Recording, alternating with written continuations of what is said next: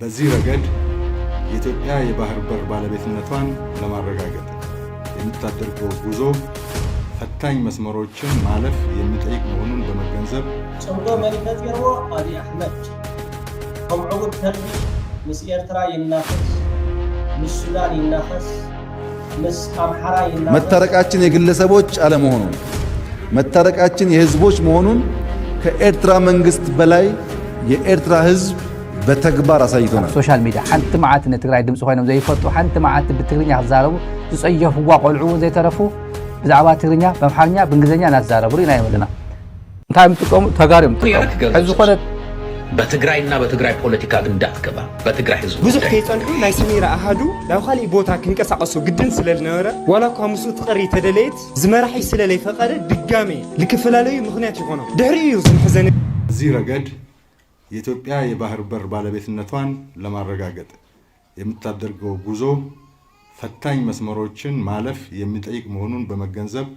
ጠንካራ ዝግጁነት ማድረግ አስፈላጊ መሆኑን ለመግለጽ እወዳለሁ። ለዘመናት በሰላም እጦት የሚገለጸው የቀይ ባህርና አፍሪካ ቀንድ አካባቢ የደህንነት ሁኔታ ከምን ጊዜውም በላይ የግጭት ቀጠና እየሆነ እየተወሳሰበ መጥቷል።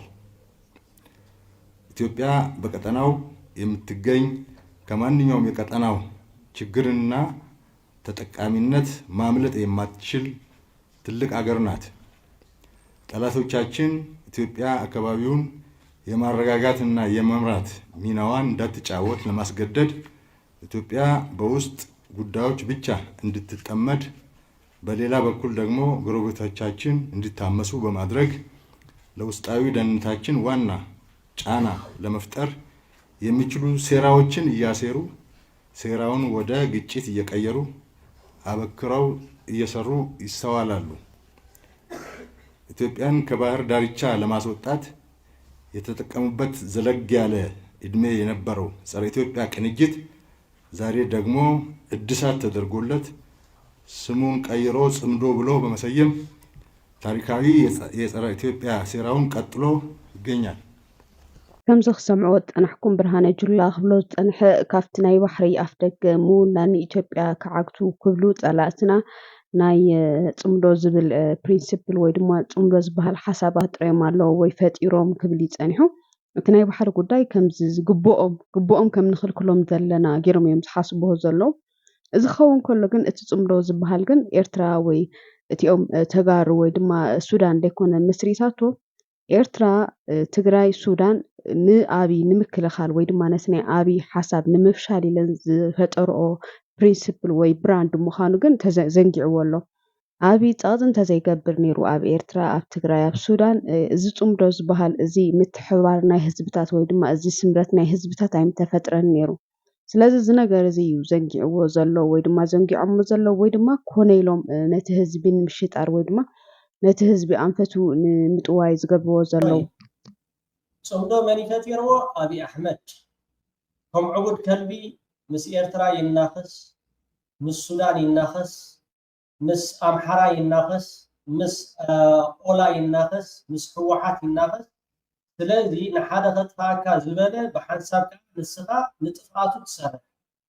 سلازي صمدو مني مسريتو صمدو قبس يكونت المسيراتاتو حوحات يكونن إيرترا يكونن نتايدا بعلقاتكم بزمصاهم شجر ناي إمارات عرب تلاقوا تقولكم التنجنزب كنحناهم كم زي كلا صبحنا جوون جنزب هاجر كتخلل كايكلني جنزب سلام كم صار كايكلني جن السخاتكم جنزبنا إمارات عرب تأمامينكم حجي أكيكا ملك استجبر كا ولا حد سمع كايدن أبا أحمد يكون سبب سلطان أبا أحمد بعل برهانة جلا بعل تاركان كرسعو وزراليو كونيلوم ويفليتهم انتايو إيرترا قدمي 3-4 عامت من مخانا إيرترا يفلت يوم نيروم اتي لساناتهم ان إيرترا حجة خصرف كالو ويدما ان ناي إيرترا انتار كيتل على خلو ان إيرترا خودس يوم زوعلو نيروم كاب أبي جميل كاب بملقوم مالي ህዝብ ወንድም ህዝብ ብቻ ሳይሆን የቁርጥ ቀን ዘመድ መሆኑን በተግባር አሳይቶናል። በነገራችን ላይ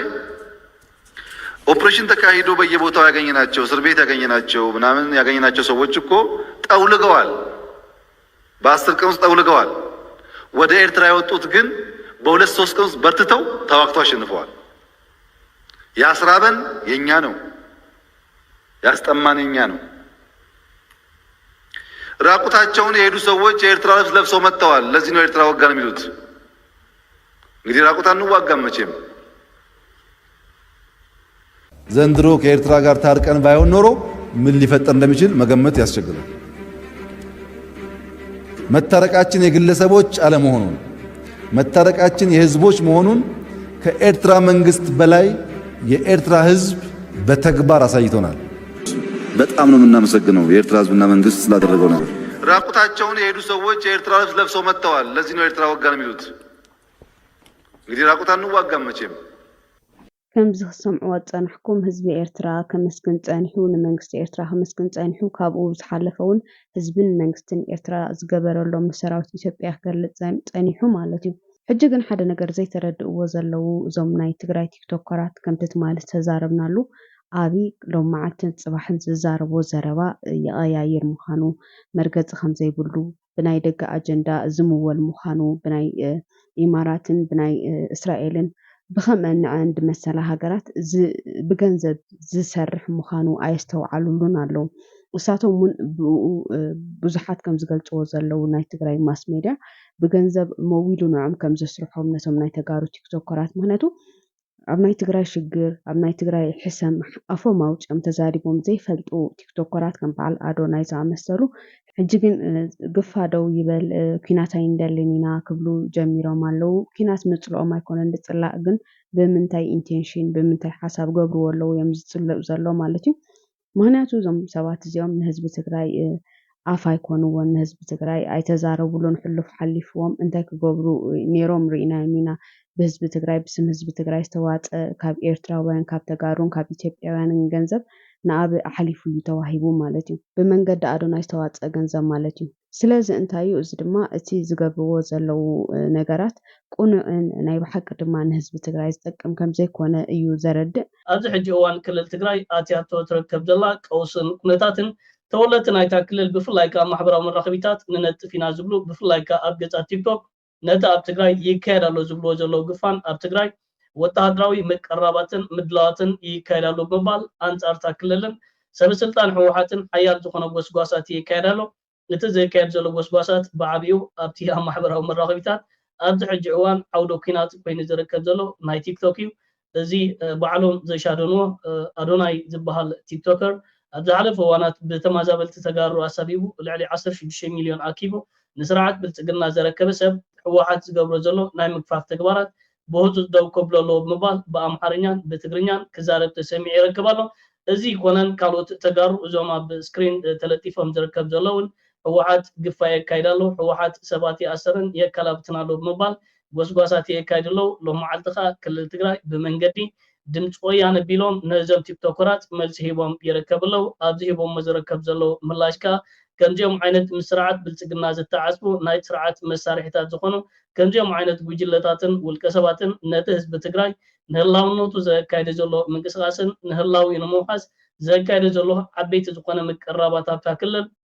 ንዑ ንምዕንቃፍ ብስርዓት ብልፅግና ተልእኾታት ተዋሂቦም ዝንቀሳቀሱ ዘሎ ኣካላት ከም ዝኾኑ ብምጥቃስ ተጋሩ ኣብ ዝተፈላለየ ኩርናዓት ዓለም ዝርከቡ ንከምዚኦም ሰባት ብትሪ ክቃለስዎም ሓያል ፃውዒታት ቀሪቡ ይርከብ ኣሎ። ትዝገርም ነገር ኣጆኹም እናበሉ ዘሻደንዎም ቲክቶከራት እዮም ሕጂ ንክልል ትግራይ ሓሚሶማ ዝርከብ ዘለው። ኣብ ክልል ትግራይ ወታደራዊ ምድላውን ምቅራብን የካይድ ኣሎ ኢልካ ከምዚ ኢልካ ኣብ ቲክቶክ መፂኻ ምዝራብ ሓደ ካብቲ ዘነውር ተግባራት እዩ። ስርዓት እዛ ምትሰራውን ይሄ የፈለከውን ገንዘብ ይሄ የተሞዳሞድክም እያታለልክም የፈለከውን ያረክ ገንዘብ ሰብስብ። በትግራይና በትግራይ ፖለቲካ ግን እንዳትገባ። በትግራይ ህዝብ ጉዳይ ያ ሁላ ትግራይ ላይ መከራ ሲደርስ ቪዲዮ ሰርታ አታውቅም። በትግራይ ጉዳይ አውርተህ ተናግረህ አንተም ኮልኮሌዎች አላችሁ እዚህ የትግራይ ተወላጅ ነን የምትሉ ቲክቶክ ላይ እኛ ጦርነት አንፈልግም። ልክ አዝኢፍ ትግራይ ጦርነት እፈልጋለሁ እንዳለች ትግራይ ተፈናቃይ ይመለስ፣ ግዛታችን ይመለስ፣ ህዝባችን ይመለስ፣ አስተዳደራችን ይመለስ፣ ባጀት አትከልክሉ። ሰላም ነው የጠየቁት። እኔ የትግራይን ጉዳይ ተከታትያለሁ። እንደ ትግራይ የለመነ የለም። ይሄ መሀል ከተማ ከብትና የበሬና የከብቶች ጭራ ይዞ ስልጣን ያዘው ሰው ግን እንኳን ሰላም ፈልግ አይደል በምንም ብትለው የሚግባባ ሰው አይደል። እናንተ አሁን በእውነት ማን ነው ድፍረት ሞራል ድፍረት ያለው ትግራይን ለመውቀስ የትግራይ ፖለቲከኞችን ለመውቀስ? ጸጥ በሉ። ምንም አታውቁም ደንቆሮች። የብልጽግናን እናስደስታለን አዲስ አበባ ስለተቀመጥን ፌቨር እናገኛለን ብላችሁ ከሆነ ይነዋት በአቅማችሁና በልካችሁ እንነግራችኋለን። ጸጥ በሉ ወንጀለኞች። እውነት መናገር ካለባችሁ ሕጸጽ ላይ ሰው ተራብ እንኳን ተብሎ ገንዘብ መሰብሰብ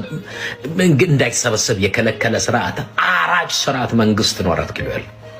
ማነህ ደፋር ናውጣና የትግራይ ተወላጅ ነኝ የምትል እስቲ ቪዲዮውን ከፍተህ እና ከኔ ጋር ፊት ለፊት አውራ። ማንህም ሞራል ለማትመጣም ከኔ ጋር አታውራ። ማንም ለትግራይ አወራችሁ ተናገራችሁ ተብሎ ዛሬ ኢትዮጵያ እኔ መግባት አልችልም። እነ አዶናይ ቢዝነስ ሰራላችሁ ከኔ በላይ ስለ ትግራይ መናገር ትችላለህ። አዶናይ ሌሎቻችሁም ኮልኮል ለዚህ ቲክቶክ ላይ ያላችሁ ትችላላችሁ። ብዙዎቻችሁ እኮ የምትሞዳሞዱት ኢትዮጵያ ገብቶ ለመውጣት ቤት ስላላችሁ ቤታችሁ እንዳይወሰድ አይደል? እውነት ለመናገር ነው። ለኔ የትግራይ ህዝብ ህይወት ይበልጣል። እኔ አብይ አህመድ ቤት ወሰደ፣ ገንዘብ ወሰደ፣ አሁን ያለኝንም ወሰደ፣ ለኔ ቫልዩ ክብር ያለው የትግራይ ህዝብ ነው። አለቀ። 4 ነጥብ። መወለድ ቋንቋ ትግራይ ተወልደናል አለ ረብሓ ትግራይ እህጊሮም ረብሓኦም ውልቀ ረብሓኦም ዘጣጽሑ ዘሎ ሰባት እውን ለና ሶሻል ሚዲያ ሓንቲ መዓት ንትግራይ ድምፂ ኮይኖም ዘይፈጡ ሓንቲ መዓት ብትግርኛ ክዛረቡ ዝፀየፍዋ ቆልዑ እውን ዘይተረፉ ብዛዕባ ትግርኛ በአምሓርኛ ብእንግሊዝኛ እናዛረቡ ኢና የመለና እንታይ የምጥቀሙ ተጋሩ የምጥቀሙ ሕዚ ዝኾነ ኦሮሞ ኣምሓራይ ወላይታ ብልፅግና ይጥቀምን ንትግራይ ክቃለስ ኮይኑ ባዕሎም ንባዕሎም ዘይቃልሶም እዩ ዝብሎም ባዕሎም ንባዕሎም ዘይቃልሶም ቅድሚ ሕዚ ናይ ሁዴድ እዞም ካብ ኮሎኔል ንላዕሊ ትፈጥዋ ዛዕባ ተዛሪበ ኣይፈልጥን ግን ናይ ረሲዑ ኣለኹ ናይ ቅድሚ ሕዚ እያ ኣብቲ ናይ ወራር ትግራይ ናወረረ እንዳሃለወ ወታደራት ይሃልቁ ኣለዉ ኢሎምዎ ዝኾነ ዓበይቲ ኦፊሰራት እዮም ብዙሓት ወታደራት ይሃልቁና ኣለዉ ሰራዊት ናይ ውዳእ ኣሎ ኢሎምዎ ሰራዊት ንክመውት እንድዩ ወታደር ምንድነው ስራው ኢልዎ ወታደር ስርሑ እንታይ እዩ ኢልዎ ከምኡ ኢሎ ባጭሎም እዩ ኣብ ዝኾነ ኣኼባ ዓብዪ ኣኼባ እዩ ሾክ ገይሮም ብምሉእ ናይ መከላከያ ኮሎኔላት ጀነራላት ምንታይ ኢኹም ከምዚ ትብልና ኣለኹም ኪዱ ተዋግኡ ኪዱ ከምዚ ገይሩ እዚኣማ ሞይቲ ይሓድር ኣለኹ እዚ ጁንታ መፅኡ እዚኣ ተሓሊፍዋ ከሪአኩም እየ ኢልዎም ወታደራት ይሞቱና ኣለዉ ግዛዕ ምዛና ኣልኩም ከመይ ገርኩም መብዚ ተብልለይ ኢልዎ ስርሑ ከምኡማት ኢልዎ ሕዚ እዚ ግዜ እዚ ሓሊፉ እንታይ ኢልዎም ኣሎ ኣዲስ ኣበባ ድማ ኣነ ዝቕልዎም ዘለኹ ንምንታይ ዴዳ ዝቕልዎም ዘለኹ ይብሎም ኣሎ ቶም ናይ ኣብዪ ትግርኛ ተዛረብቲ ተጋሩ ናይ ኣብዪ ተጋሩ ንብሎም ኣዲስ ኣበባ ዘለዉ ታሪክ ዝፈንፈኖም ኣንጻር ትግራይ ጠጠው ኢሎም ዘለዉ ትግራይ ፅባሕ ንጎ ትፋረዶም ወይ ንሳት ምን ክፋረድዋ ትግራይ ዲኻ ትፋረዶም ክርኤና ናይ ፅባሕ ሰብ ይበለና ንብሎ ንሱ እዩ እዚኣቶም እንታይ ይብሎም ባዕሎም ይቃለሱ እምበር እንታይ ክንገሮም ንሕና ንምንታይ ኢና ንኸፍሎም ኣለና ይብለሎም ንምንታይ ኢና በጀት ንብጅት ዘለና ክንደይ ቢልዮን ዲና ንትግራይ ንብጅት ዘለና ሶሻል ሚድያ ዘይቀረ ንዓፋርዶ ገለታትና ኣልና ክንደይ ዲና ንብጅት ዘለና ስለዚ ባዕሎም ይጥቀምዎ እዮም ዝብሎም ትግርኛ ንትግርኛ ባዕሎም ሆው ይበሃሉ እዩ ዝኾነ ርእዎም ሶሻል ሚድያ ብኣምሓርኛ ብኦሮምኛ ዝኾነ ኣንጻር ትግራይ ኣብ ቲክቶክ ኣብ ፌስቡክ ገለተት ዝገጥም የለን እዚ ንንስዩም ተሸመ ንንስሴ ኣጌና በሊፆም ዝርአዩ ዘሎ ኣዲስ ኣበባ እኒኦ ውድቕዳቕ ዝኽኢሎም ሪራይ ዩቲበር ኣሳተም እዮም እኒዚ ከም ናይ ጌታቸው ናይ ጻድቃን ንብሎም ብተለምዶ ንፈልጦም ኢና እዚኣቶም እንታይ ድርባያት ስለ ዝኾኑ ኣብዚ ሓደ መዓልቲ ሽሞም እውን ኣልዒና የመን ይፈልጥን ድርባያት ናቶም ኮምፕሮሞሽን ስለ ዝጥቀሙ ሽሞም ኣይነልዑለን ዓበና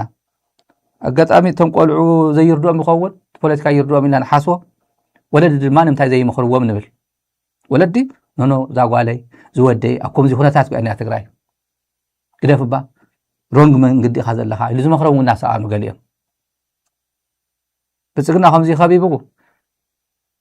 ዝኩሉ ውግእ እናኸፈተ ዝኩሉ መሰልጠና ኣሰልጢኑ ፅባሕ ንጎ መፅኣኽ እኳ ባይዘወይ ፅባሕ ንጎ መቐለ ክነኣትና ነበለካ ጌታቸው ረዳ ቀዳማይ ሚኒስትር ኣማኻሪ ካብ ዓዲ በራ ካብ ዓዲ ሑፃ ናይ ሰዓታት መንገዲ ነስመራ ክብለካ ትግራይ ሓጣጢጡ ወዲኡ ስዒሩ ነስመራሲ ናይ ሰዓታት እናበለካ እዚ ተውግዝ ዶ ቀይሕ ባሕሪ ፅባሕ ንጎ ውድእ ደቢና ክንመፂና ክብለካ ተሎስ እዚ ተውግዝ ዶ መከላከያ ዝኩሉ ሰራዊት ናበለ ዝኩሉ መንእሰይ መልሚሉ ካብ ኦሮምያ ምልሻታት ሓረስቶት እስቲ ቆቦ ትደውሉ እስቲ ንወልድያ ደውሉ እስቲ ወልድያ ዝሓልፍ ዘሎ ሰራዊት ርእይዎ ሎማዓንቲ ደውሉ እስቲ ንወልድያ ቤተሰብ ዘለኩም ቆቦ ደውልስ ቤተሰብ ዘለኩም አው ዘሎ ተጠቅጢቁ ዘሎ መከላከያ ሰራዊት ናይ አምሓራ ምልሻ እዚ ናይ ጸለምቲ አስመላሽ ኮሚቴ ገለታ አስመላሽ ኮሚቴ ዝባሃል አው ይዋደዱ ወሎ ምልሻ አምሓራ ምልሻ ተወሳኺቶም አምሓራ ክልል ዘይተቆጣጠሩስ ንትግራይ ያከላሃሉ ኣብዚ ኮፍ ኢሎም ኣሎ ተኸገብር እዚ እንወይ እዚ ሓንቲ መዓልቲ ናይ ትግራይ ጀኖሳይድ ድምፂ ኮይኑ ዘይፈልጥ ማንም ስቂሉ ርፍራፍ ናይ ብልጽግና ተኣሽሙ ክለቅም ናይ ብልጽግና ፕሮፓጋንዲስት ኮይኑ ክመጽተሎ ክገርመኩም ይውሉን ብፍላይ ኣብ ትግራይ ዘለኹም ሰባት ሳቶም እንጀሮኦም እዮም ጥዒምዎም ኣሎ ትግራይ ድማ ኣይንኽኦምን ዘለና ሕዝ ዘለና ይኹነታት ስለዚ ዝኹነታት እዚ ንዓና ስለዘይምጥንን ስለዘይግበአናን ተቓሊና ክንቅይሮ ኢና እዩ ፍትሒ የድልየና ኣብ ዓለም ብቓልስና ፍትሒ ክነረጋግፅ ኢና نزوم قفع فتصمو أكلات حادة بحادة بقدم سحب جزينا مرزنا تحت نقورم هنا. سلازم مغنيات لنا خنقلس مغنيات لنا حيلنا خنكب مغنيات لنا خنسلف مغنيات لنا حدش تاريخ كنسر كم هزبي كم تفلتوا في 4% مريتنا ما يحوى حتى يكون ما يزغون ودو بيكون ما هزب تقرأي ما يودو بهالمريت يلا ما يتقاريو بفلاك عنا يتحدش من نسيب من سينا نمتع السلف لو كله تقرأي ناتو سلوز هونت سلازين مرقات كنسلف لنا كوز لنا قنع كوز فتحاو كوز حق أنيا مغنيات لنا إنا نزلنا عم سلاف جن عم سلاف نحن خمود ابن العلو عن توت عيسوي يبرغت عم مريت أفتي جراوند زلوا هنتات شبوت هنتات نتايو إلنا نمزرع كوميتي تعيشنا هنا إذا تعيشنا يا كوميتي أب تقرأي مولو إنك سأوصل له يصنع له أو كروا جزء نهزبنا نايت مزرعتي نايت كوميتي ريبورت هنجلسينا زي كسمرو ليدل دقيمة مالتي سلزي بوازا فزازا نوري أقول كم زي كونه مسألة جهاز ندليو كاب من قست خبز هوا مدوّت أي قالت أكلاتون يحنكرون تليم زي شم يوان تليم كم تقال زي صار كوميتي أتعيشنا نسرح لنا هنا سلزي عم سلاف حدا أسلافن تسلافن كل يولون أسلافن تسلافن كل يولون كله بعلنايو بعلوانايو كم زتريقوا زلهم يخم اتهم تيكتوك كرات ويدما اتهم انفلونسرات ناي تግራይ ኣብ ክንድነት ህዝቢ ሓቦ ዝህብዎ ኣጃኻ ዝብልዎ ምክንያቱ ህዝቢ ትግራይ ኣይኮነን ኩናት ዝደልዮ ዘሎ ህዝቢ ትግራይ ኣይኮነን እቲ ክድምስስ ወይ ድማ ብወተሃደራዊ ሓይሊ ተዳልየሎ ዝብል ዘሎ እሱ ዘይኮነ ከሎ እቲ ዝገብር እንዳፈለጡ ከለው ንህዝቦም ግን መሊሶም የጃጅውዎ ኣለው ንህዝቦም ሞራል የውድቅዎ ኣለው ኢንፍሉዌንሰር ከቢድ ሆነ ስራሕ ይዘለው ኣብ ሓደ ህዝቢ ተጽዕኖ ፈጣሪ ማለት እዩ ስለዚ ከም ተጽዕኖ ፈጣሪ ማለት ብሞራል ነቲ ህዝቢ ሓፍ ክተብሎ ይዘለካ ዋላ እንዳደኸምካ ዋላ ዘይብልካ خلኻ ኣጆኻ ኣለና ይዝበሃል እምበር ኣብ ከምዚ ከቢድ እዋን እስኻ እንድሕር ኢድካ ሂብካ እስኻ እንድሕር ነቲ ህዝቢ ኖኖ ኣይትግበር ከምዚ ነቲ ህዝቢ ደኺምካ ዘለኻ እንድሕር ትብል ኮንካ እቲ ህዝቢ እንታይ ንዓኻ ይዝሪ ስለዚ እዞም ቲክቶከራት ናይ ትግራይ ዝገብርዎ ዘለው ገሊኦም ብፍላጥ ገሊኦም ድማ ብዘይፍላጥ ጌጋ ምዃኑ ምክንያቱ ኩናት ምቅዋም ኣይኮነን እቲ ሕማቕ ነገር ኩናት ኩሉ ሰብ ይቃወሞ ኩናት ዝፈቱ ሰብ የለን ኩናት ዝደሊ ሰብ የለን ግን ኩናት እንድሕር ብግዴታ መፂካ ግን ንህዝብኻን ንመሰልካን ዶ ክትብለሉ ዘለካ ነገር ስለዝኾነ ነቲ ረብሓ ህዝብኻ ንህዝብኻ ድምፂ ክትከውን ምክንያቱ መሬት እዩ ዝተርፍ ህዝቢ እዩ ዝተርፍ ስርዓት ተቀያሪ እዩ እቲ ህዝብን እቲ መሬትን ግን ነባሪ እዩ ነዚ ነገር እዚ እንዳተረድኡ ድማ ካብ ዝኸድዎ ዘለው ነገር ደው ክብሉ እዞም ተጋሩ ወይ ድማ እዞም ቲክቶከራት ተጋሩ ከም ዝኽብልዎ ፀንሑ ድማ ስድሮኦም ቶም ዓበይቲ ውንዖም ክመኽርዎም ዓገብ ክብልዎም ይግባእ እዩ قايمو لو قالسي إرترا يأتي جن بزح كيس أنا أجرس للتوقع ناي بوليتيكا ممري جورو كاو بتل تمدو ناي بوليتيكا تمرتي كيف لو كرن لبهال بوتا مستمدة سميرة بهال أنجو قال كرن فرع عين تالي خونة قلعة بفقرة يودك السالة بزح هيد كمطوي أبحث إيوان بتعمي اسمع معه أشعيتو هايلينيا طورنت سلال نورة كتما كرن بسألة تخبوا مو زحادة ممارسي من إسينا تعدي تعطيهم نبرخة تسحلي ورد كافتم زورد دندقنا سميرة ذا أنجو قلعة تركويا لزماش تجنيمو تشاو ولت لا نوعت تفلو إيه أنا حي بوتادراوي تأزاز لو سوداني خد دحري 3 عامات زماش كاو السودان لاو ساحل مستملسه اول نورو اهادو ناي تياتر مرئيت يرئي نيرو زماش له بقرميت كفيلو لو نارينا هاليه كافتو مرئيت لقرو النورو فقرنيو سميرة لمفلات بزح غزي وسودلي بتعمي دنغيصو مرئيت هاسكاب تود يصبيامو بتشكولا اغنيو لنورو نافقوت يواطع بزح كيصلحو ناي سميرة اهادو لاو خالي بوتا كنقسقسو قدن سلالنوره ولا كامسو تقري تدليت زمراحي سلالي فقره دغامي لكفلالي مخنيات يكونو دحريو زمحزن ነገር ተፈጠረ بوقع وقعي نقفاني سمعو مركزو حيزو كل شاي جمرمو افتني قال توهالو بوتا مسبصح እንደገና لاو حل بال خلي بوتا حمل خدت للي نغرو بسنكي اوغرو النوره قصل ግን لافتو بوتا كخد سلالي خاله يملس دحري توسنه عمتيو كتما تسنه كاب درغي نص امس وصت زماچ بوليتيكاو تمرتي كير مسخده كافتوم اول نورو تغادلتي زناي مجمريا فقرو لنبرت سميرة هم تسوات لاواغعو يسمع بتعم لا يحزن دحري توسنه غيزي فقري يحزوني مغلصي كرخولو سلال دلي سميرة لبل لغرم درفي يلك امباركس نلوم معلت زدالنا يوم تحستو زي امم نيروم اب قصالي كساب خاله انرخب سسناي نعخاتكم سبسكرايب مغبار ايتروس عدما نبلكم